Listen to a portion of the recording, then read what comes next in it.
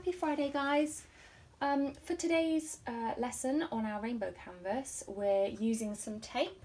So I've got this frog masking tape that I tend to use, which is specifically for painting and decorating. If you don't have access to any frog tape, you can use ordinary masking tape, which is fine. Sellotape may work as long as it's not super sticky, because you don't want to pull off your acrylic paint that you've already done. If you don't have access to any tape that you can use, then you could use a ruler, just use a pencil and a ruler to mark out your shard, and then just with a steady hand you'll be able to just do your shards like that, and obviously with the point just be really careful with your brush. That'll also give the same effect, but just with tape it just cuts the corners a little bit and makes it a little bit easier for you to do, especially for the younger children. But like I said before, this doesn't have to be perfect. It's about having fun, letting the colours flow and just getting different effects. These shards I like to use because it's a real contradiction of the shapes in the background. So you've got all your lovely curves, all the lovely flow, and then these sharp lines that contradict the curves underneath. So you can see that I've done this one already. This one is in progress. Now it's good to start off with white. You're almost priming the shards again, so you're getting back to your base coat.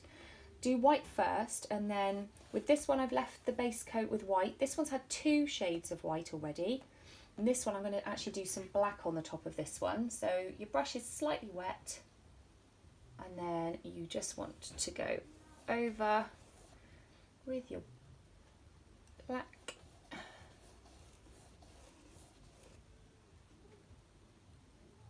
So again, it doesn't have to be neat or tidy. It's about the flow of the brush, the flow of the colour, and just how it makes you feel, really. When you see the colours contrasting with the background, it's actually really pleasing on the eyes, because you've chosen all these colours yourselves. I don't know, it's a real personal project to be creating. It's not necessarily about the finished article in so many ways. It's about the journey that you go on whilst you're creating your canvas and how it makes you feel. Okay, so what you'd want to do is let that dry a little bit before you tear your tape off. And once you tear it off, you grab it just by here and obviously pull it gently kind of towards you. Alright, so I'm going to leave that to dry just for a little bit before I take it off.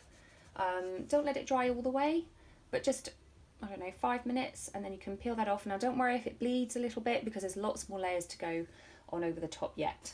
So I'm going to overlap a shard down here over my white one.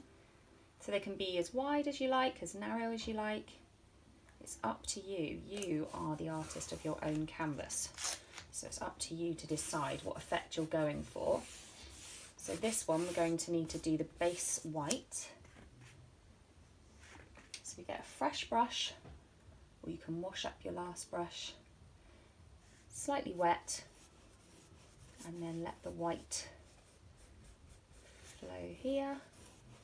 And as you can already see, just the contrast it makes with shape and colour, it just makes the canvas come alive a little bit, and it is so much fun to see it build. And that's why I love working in layers, because it transforms it with each layer that you put down.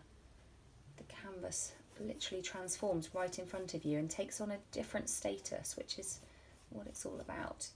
So once you've done that, and make sure it's all covered, just neaten it up a little bit, going from top to bottom, right to the corners. Make sure you don't leave anything out, and along the edges as well, where you can forget about them sometimes by accident. So if you see any patches coming up where it's gone a bit thin, you just add a little bit, and then you'll probably want to leave that for, you can leave it for as long as you like if you're taking kind of the stages in days, but probably an hour or so will be plenty of time. And then once you've done that one, you want to let that dry, do your next coat on there, so you can leave the tape in place until you've done your second coat, whether that's another coat of white, or you could choose blue or pink, green, red, whatever colours that you're going for, depending on the mood. And once you've done that, you can head over to my social media. There's links to my Facebook and you'll see I'll put some photos of this finished layer so you can have a look for some more direction if you would like it. But I hope you have fun. Have fun doing your shards. Do as many or as little as you like. I tend to do kind of 4, sometimes 5. I think in one of my paintings I only had 3 because it was a smaller original. So yeah, have fun, and I look forward to seeing your stages on your canvas soon. Please share your pictures with me. Bye!